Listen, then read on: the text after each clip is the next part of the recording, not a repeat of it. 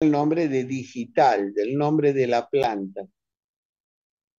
En esa época, por supuesto, no hacían comprimidos. Entonces, ¿qué hacían? Te daban un tecito hecho con hojas de estas plantas, con hojas de la digitalis lanata o con hojas de la digitalis purpúrea, y de esa manera se tomaba el té con digitálicos y el paciente mejoraba la insuficiencia cardíaca. O sea que es una droga que en la medicina la estamos usando hace más de 1000 años y la seguimos usando. La digoxina viene en comprimidos de 0,25 miligramos y viene en ampollas también de 0,25 miligramos.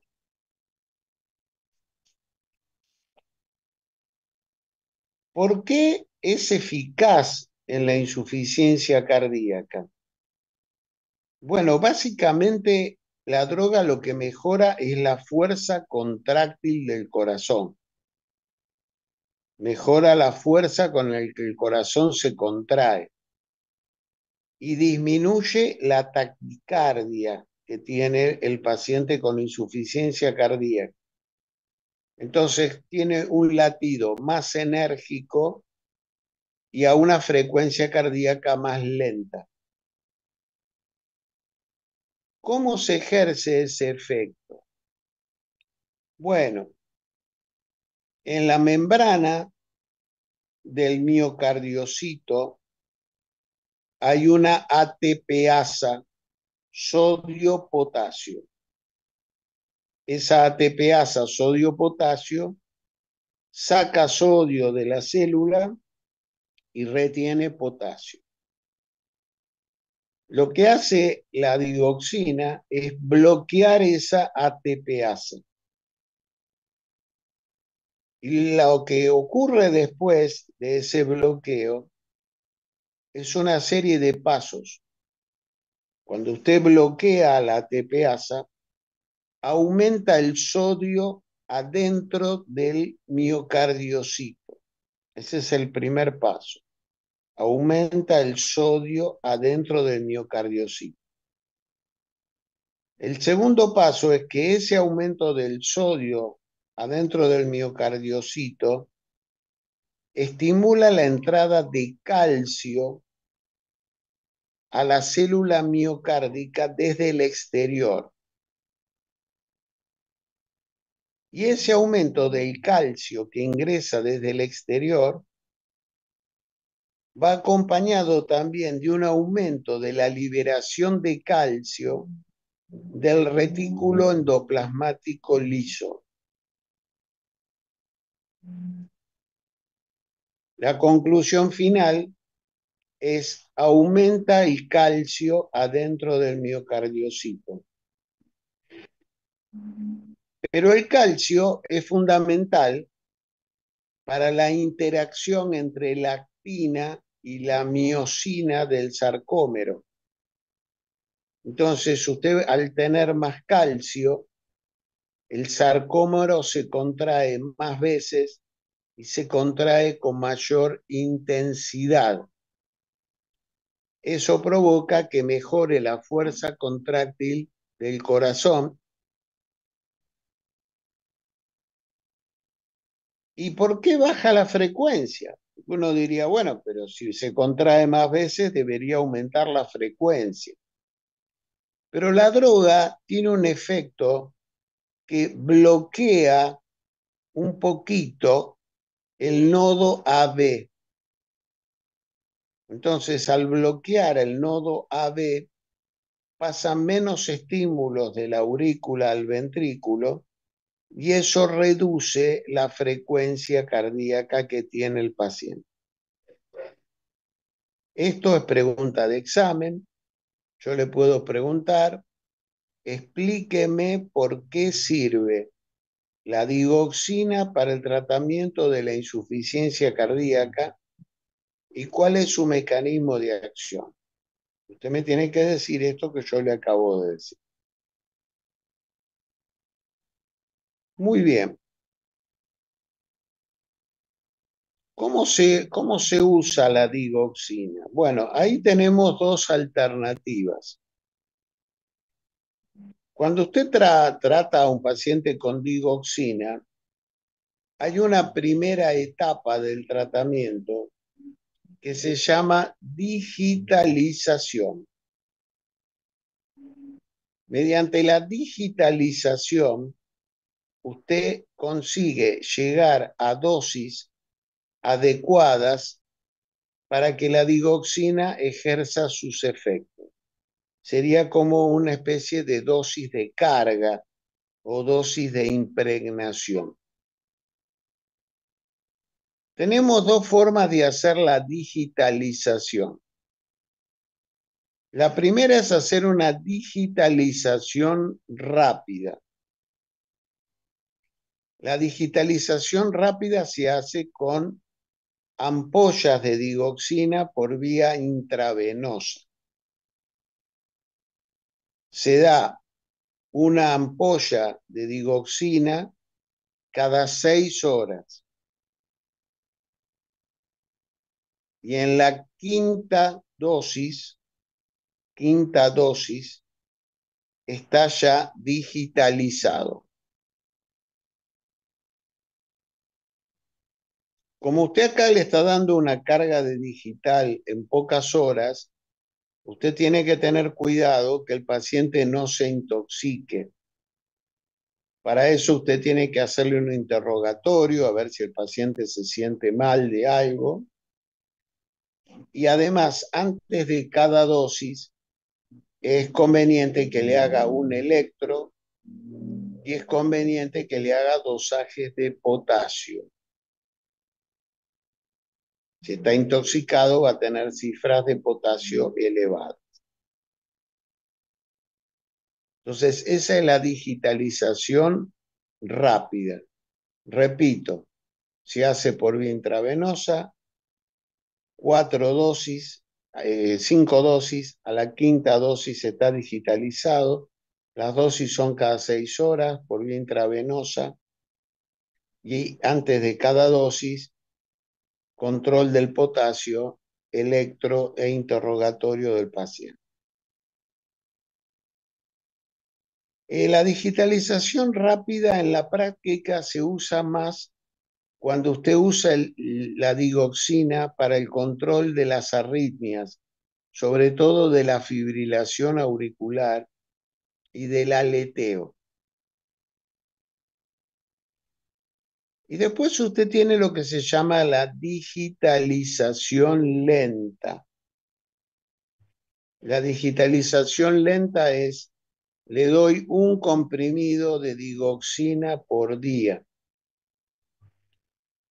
y más o menos en 6 días usted considera que el paciente está digitalizado. O sea, un comprimido por día durante 6 días y al sexto día está digitalizado. A partir del momento que usted está digitalizado, terminó el tratamiento de carga, empieza el tratamiento de mantenimiento. El tratamiento de mantenimiento tiene algunas características importantes. Primero, la dosis de mantenimiento es de 0,25 miligramos por día oral.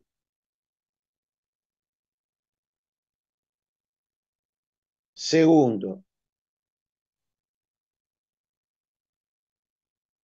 si el paciente tiene más de 70 años, esa dosis de mantenimiento debe bajarse a la mitad, 0,125 por día. ¿Por qué? Porque el paciente tiene menor masa muscular, el digitálico se fija en el músculo estriado también, y al tener menos músculo es más propenso a la intoxicación. Y tercero, durante el mantenimiento, el paciente debe descansar 2 días de la semana, no debe tomar la droga, porque si no la droga se acumula y el paciente hace una intoxicación. Normalmente le decimos al paciente, no tome la droga sábado y domingo, o le decimos no tome la droga miércoles y domingo. Entonces, fíjense que la pausa no es para la digitalización, la pausa es para el mantenimiento. ¿Está claro el concepto? No, ¿se puede repetir eso de la pausa en el mantenimiento? Claro. Cuando usted lo digitaliza por vía intravenosa o por vía oral, ahí no hace pausa usted.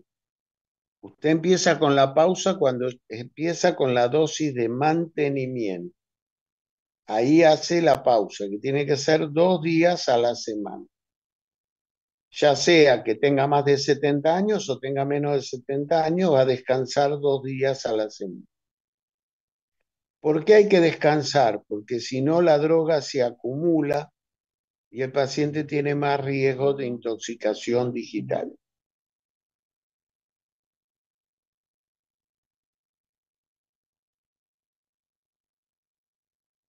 ¿Cuáles son los usos clínicos de la digoxina? Bueno, la digoxina se usa primero para el tratamiento de la insuficiencia cardíaca en consultorio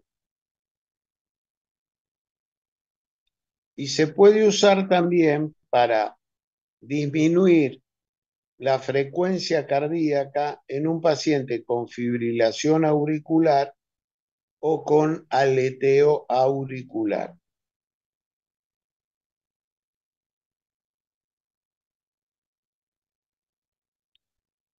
No se debe usar digoxina en la insuficiencia cardíaca descompensada o con edema agudo de pulmón. ¿Por qué? Y tampoco en el shock cardiogénico. ¿Por qué? Porque en estas complicaciones, como hay hipoxemia, se vio que la hipoxemia favorece la intoxicación digital.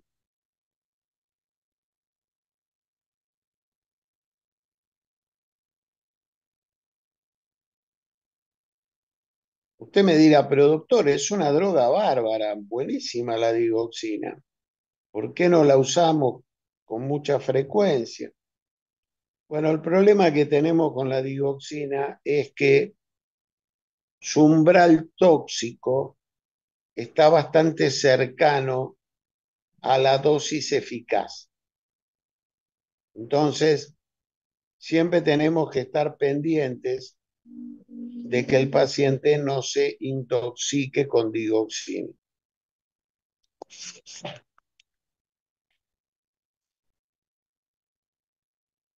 ¿Qué pasa cuando el paciente se intoxica con digoxina? Bueno, va a tener una serie de síntomas, pero que es muy importante que usted lo sepa porque se los vamos a preguntar. El primer grupo son síntomas digestivos. Es común que el paciente tenga anorexia. Puede tener sensación nauseosa. A veces puede tener vómitos, diarrea. Puede tener una marcada pérdida de peso. Esto es tan llamativo, que muchas veces, como son pacientes añosos, piensan que el paciente tiene un cáncer. Un día me acuerdo, tenía una amiga que me llama por teléfono y me dice, no, mi papá está muy mal, le están buscando un cáncer porque tiene vómitos, perdió peso, no come, tiene anorexia. Y yo me acordé que el papá era cardiópata. Entonces le digo, che, ¿tu papá no estará tomando digoxina? Me dice, espera que me fijo. Entonces va, viene y me dice, sí, sí, está tomando digoxina. El viejo estaba intoxicado con digoxina. Y estaban estudiando un cáncer que no tenía. Tenía una intoxicación con digoxina. Entonces esto hay que tenerlo en cuenta. Otro síntoma frecuente de la intoxicación con digoxina es que cuando el paciente mira una luz, por ejemplo, mira la luz del cielo raso, ve las luces con un halo de color amarillo o de color verde. Ese es un síntoma muy común de intoxicación digitálica.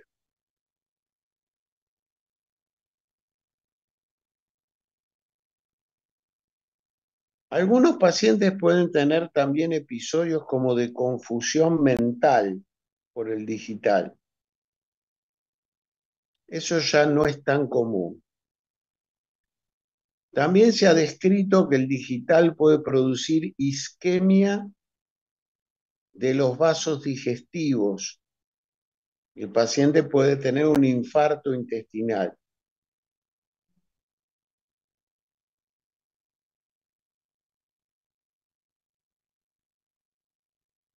Además de estos síntomas generales, hay patología cardíaca grave desencadenada por el digital. En primer lugar, el digital puede producir bradicardia, puede producir un bloqueo AB, que puede llegar a un bloqueo AB de tercer grado. El paciente tener una bradicardia de 40 por minuto y puede hacer un síncope. Esto aún es en la intoxicación. En la intoxicación, sí, sí. Puede hacer bradicardia, puede hacer bloqueo de tercer grado y puede hacer síncope. Hay que tener cuidado de no usar la digoxina con otras drogas bradicardizantes. Por ejemplo, beta bloqueantes. Por ejemplo, amiodarona. Por ejemplo, verapamilo. Por ejemplo, diltiazem. Entonces, primer problema cardíaco que trae el digital, bradicardias y bloqueos y síncope.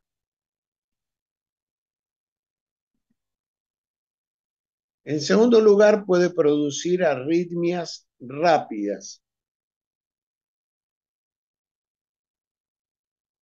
Las más graves son las arritmias ventriculares. Puede producir extrasístoles ventriculares, extrasístoles ventriculares bigeminadas. Bigeminadas es que hay un latido normal, un extrasístole, un latido normal, un extrasístole, un latido normal, un extrasístole. Usted cuando ve eso es un signo claro de intoxicación digital. También puede producir taquicardia ventricular sostenida y esa taquicardia sostenida puede terminar en una fibrilación ventricular seguida de muerte, paro cardíaco y muerte. Entonces, como ve, la toxicidad ventricular cardíaca del digital es una toxicidad importante y que puede llegar a ser grave. También puede dar arritmias supraventriculares. Da dos arritmias rápidas supraventriculares. Una es la llamada taquicardia de la unión auriculoventricular. Es una taquicardia que tiene su lugar de origen en el nodo AB. Y la segunda es el aleteo auricular, pero es un aleteo especial, es un aleteo con bloqueo 2-1.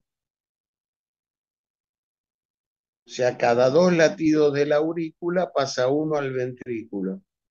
Y el paciente tiene una frecuencia de 150 por minuto.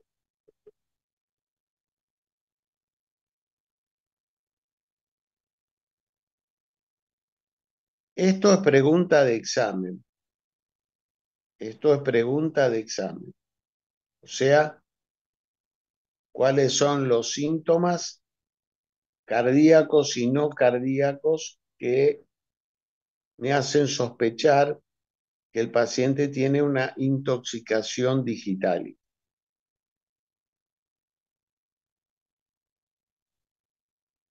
¿Qué hace usted cuando tiene una intoxicación digitálica? Hay que suspender el digital, chequear los niveles de potasio en la sangre. Si hay hiperpotasemia, hay que tratar la hiperpotasemia. Y a veces hay cuadros muy graves de intoxicación digitálica, muy graves, cuando, por ejemplo, el paciente se toma toda una caja de digital como intento de suicidio, o toma una dosis muy elevada de digital y no descansó nunca y entonces se acumula mucho el digital. En esos casos muy graves hay una droga que se llama Digivind. Digivind, B larga IND, Digivind. Es una droga que se da por vía intravenosa, que se une a la molécula de digital, la neutraliza y se elimina por orina.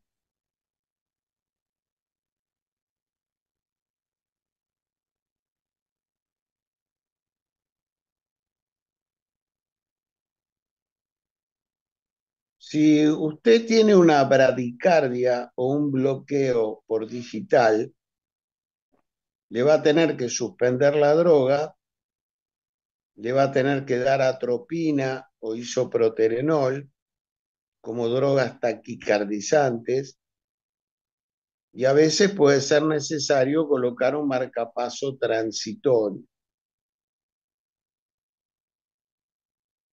Si usted tiene una taquicardia ventricular o alguna complicación ventricular del digital, usted le suspende la droga y el antiarrítmico de elección es la difenilhidantoína como primera elección. Como segunda elección, la lidocaína.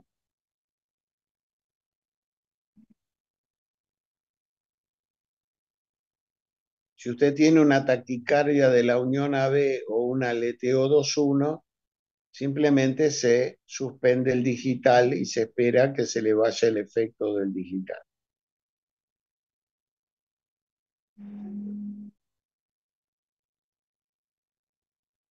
Cuando usted hace un electrocardiograma y el paciente está tomando digital, hay signos en el electro de impregnación digitálica. Impregnación digitálica no quiere decir intoxicación. Impregnación digitálica quiere decir que ese paciente está tomando digitálicos en las dosis que precisa. ¿Y qué produce el digital en el electro? Va a producir un alargamiento del PR, es muy común que produzca un bloqueo de primer grado, un acortamiento del QT,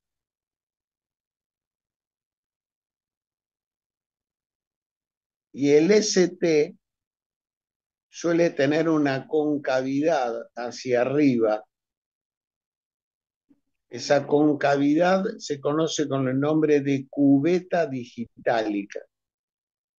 Eso indica que el paciente está impregnado con el digital. No indica intoxicación digital. Pregunta de examen.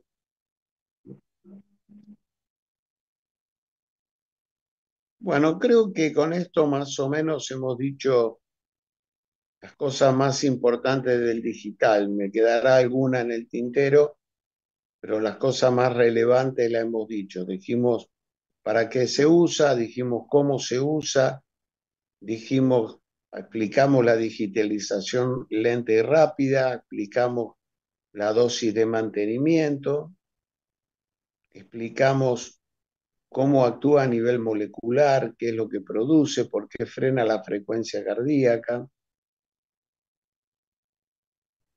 Jefe, ¿puede repetir lo último que dijo? Cubeta digital, creo que. Y, Claro, el ST, ujú. cuando usted está tomando digital, el ST puede tener una leve elevación, pero que tiene forma de cucharita. Esa elevación que tiene forma de cucharita se conoce con el nombre de cubeta digital. Y esa cubeta digitálica indica que está impregnado con digital. No indica que está intoxicado. ¿Quedó claro? Gracias. Y antes habló de otras cosas en en el electrocardiograma. PR largo y QT corto. Gracias. Bueno, nos quedan hablar de algunas drogas que no se usan tanto, pero bueno, también se pueden usar. Una es la IVA como con B corta como el impuesto, IVA Bradina con B larga, IVA Bradina. La IVA Bradina es una droga que actúa en el nodo sinusal. Normalmente al nodo sinusal llega una corriente eléctrica especial que se conoce con el nombre de corriente IF, IF o corriente Fanny. Esa corriente que llega al nodo sinusal produce que el nodo sinusal lata a la frecuencia cardíaca normal. Lo que hace la ibravradina es bloquear a esa corriente Fanny. Al bloquear a esa corriente Fanny, es una droga que induce bradicardia.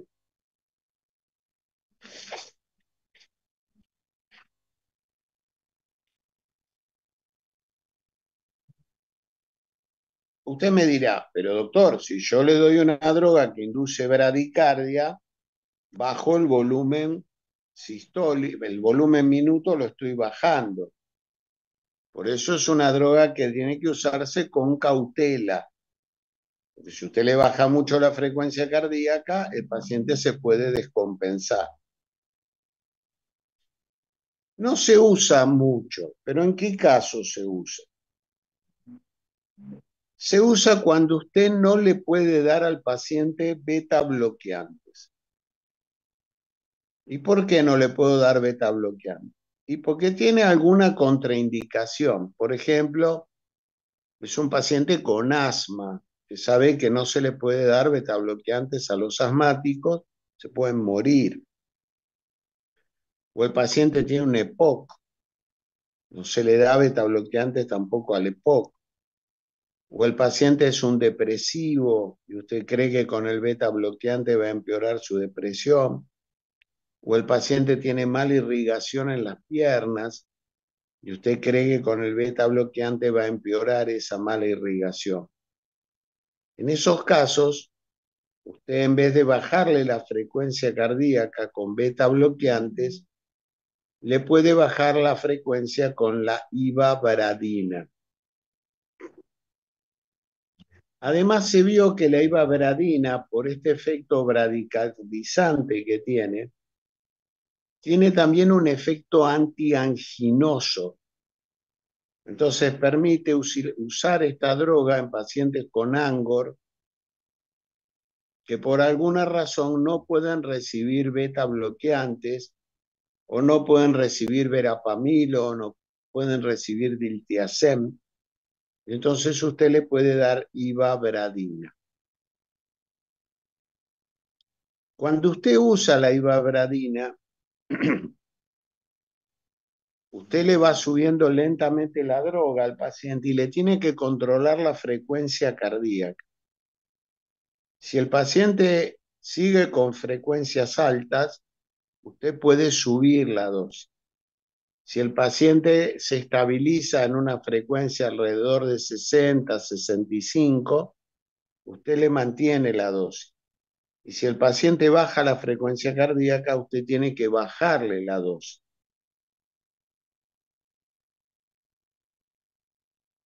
El principal efecto adverso de la droga es la bradicardia.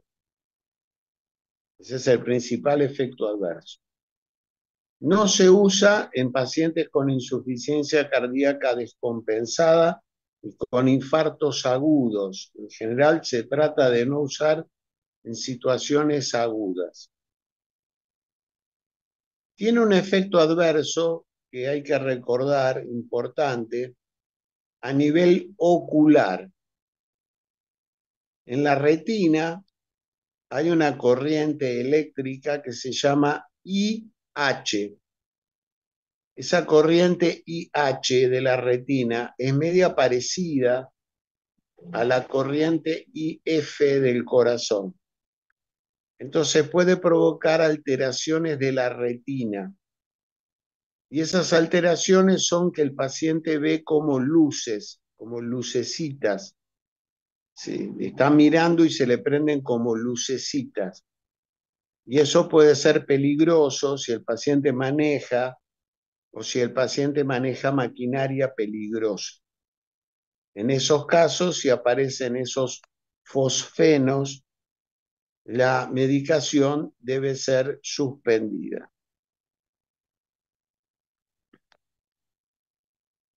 Bueno, entonces hemos dicho lo más importante de la ivabradina. Nos queda el patinomer. El patinomer es una droga nueva, salió hace poco tiempo. Es una droga que se usa en los pacientes renales crónicos para bajar los niveles de potasio. Pacientes renales crónicos, una causa de muerte puede ser la hiperpotasemia. Entonces usted cuando tiene un paciente renal crónico, usted tiene mucho miedo de que tenga niveles muy elevados de potasio. El patinomer es un polvito, se diluye en agua y se da por vía oral. Y actúa en el tubo digestivo, sobre todo en el colon. ¿Y qué produce? Produce pérdida de potasio y retención de calcio.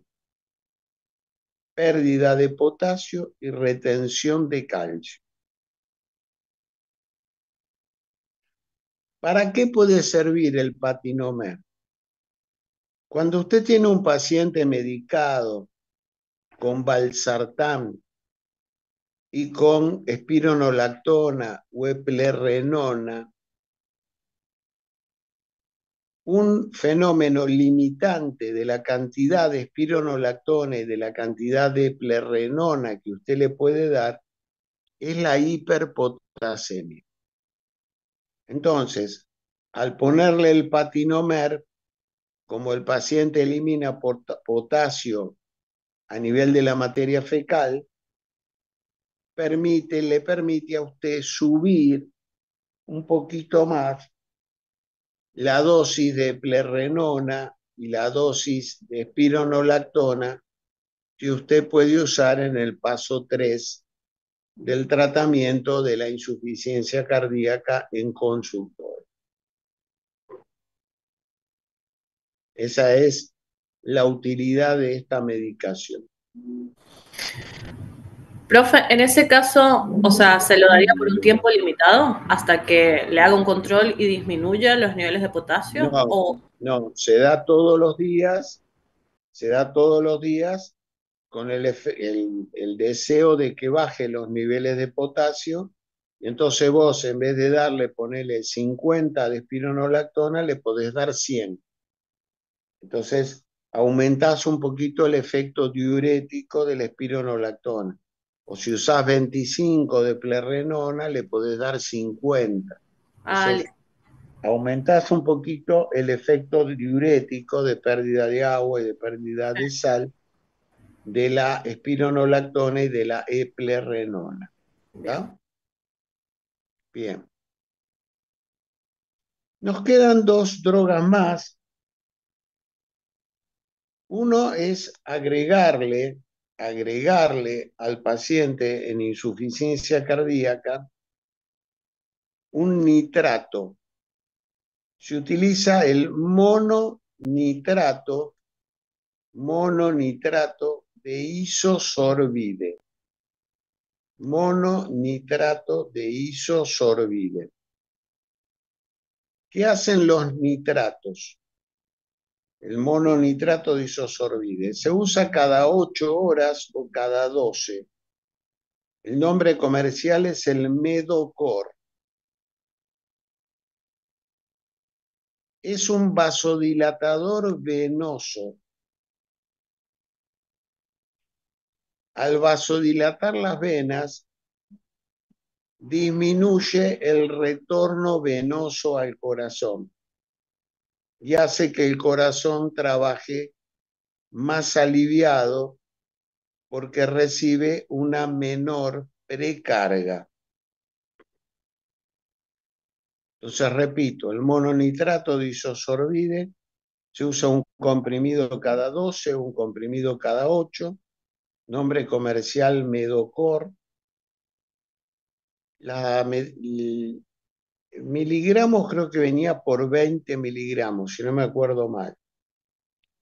Y se usa porque al vasodilatar las venas disminuye el retorno venoso al corazón, el corazón trabaja más aliviado porque usted le está disminuyendo la precarga. Y nos queda la última droga, que es la hidralacina, con H, hidralacina. La hidralacina la estudiamos cuando dimos la clase de emergencia hipertensiva. Viene en comprimidos de 25 miligramos. Es una droga vasodilatadora arteriolar. Tiene un intenso efecto vasodilatador y en la insuficiencia cardíaca sirve porque disminuye la poscarga. Ese sería el efecto beneficioso en la insuficiencia cardíaca izquierda.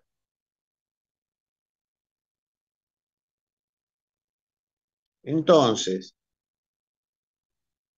rebobinamos. Hemos visto en esta clase 5 grupos de drogas que se usan como agregados o suplementar, sacar alguna droga que el paciente no tolera y agregar esta. Vimos primero los diuréticos, la hidroclorotiazida sola y la furosemida. Después vimos la digoxina, una droga importante que se usó durante miles de años en el tratamiento de la insuficiencia cardíaca. Se usa también en las arritmias, en el tratamiento de la fibrilación auricular. Vimos la importancia de la intoxicación digitálica. Después, la ivabradina, que sirve para reemplazar a los beta bloqueantes cuando el paciente tiene alguna contraindicación a tomar beta bloqueantes. El patinomer, que es una droga nueva que nos permite usar dosis un poquito más altas de espironolactona y de eplerenona al provocar pérdida de potasio por vía fecal. El mononitrato de isosorbide, que disminuye la precarga provocando vasodilatación venosa. Y la hidralacina, que disminuye la poscarga produciendo vasodilatación arteriolar. Con esto dimos todo lo que tenemos que dar en esta clase. No sé si quieren hacer alguna pregunta, tienen alguna duda. Sí, profe, una consulta con la digitalización, ¿sí?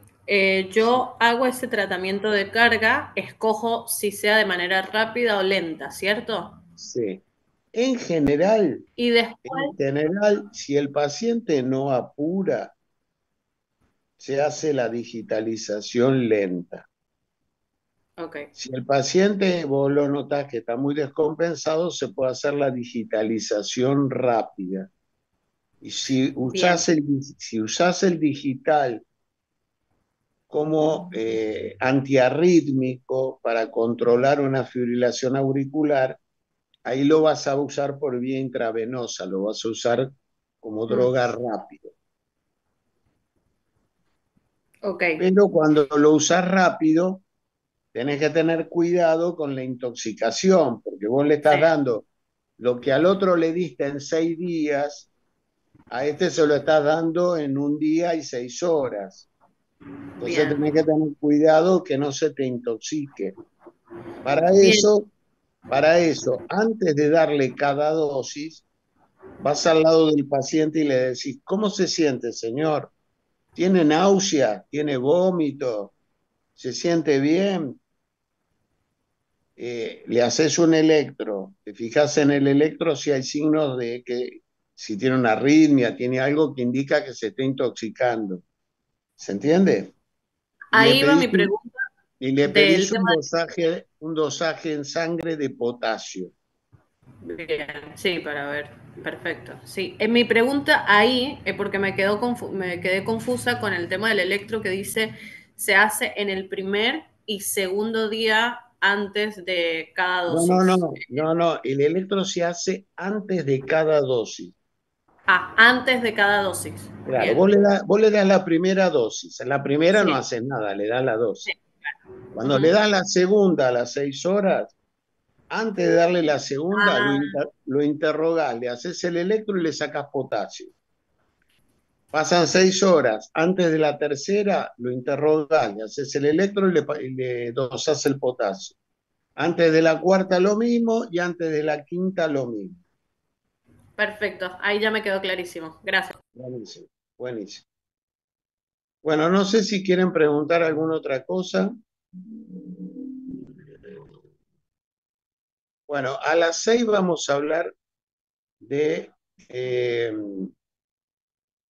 tratamiento en consultorio de la insuficiencia cardíaca con bajo volumen minuto, con baja fracción de eyección, en la fase terminal o en la fase avanzada, cuando ya el paciente tiene una miocardiopatía dilatada, tiene un corazón enormemente dilatado. Entonces, ¿cómo se maneja esa fase final y qué complicaciones son temidas en esa fase final de la insuficiencia cardíaca izquierda? ¿Está? Bueno, Listo, chicos, doc. fue una clase un poco accidentada porque me tuve que ir hasta mi casa y volver, pero la pudimos dar bien. Sí. Eh, eh, entonces nos vemos a las 6:30. Ujú. Dale, gracias, doc. Chao. Chao. Gracias, Doc. Tenga un buen día.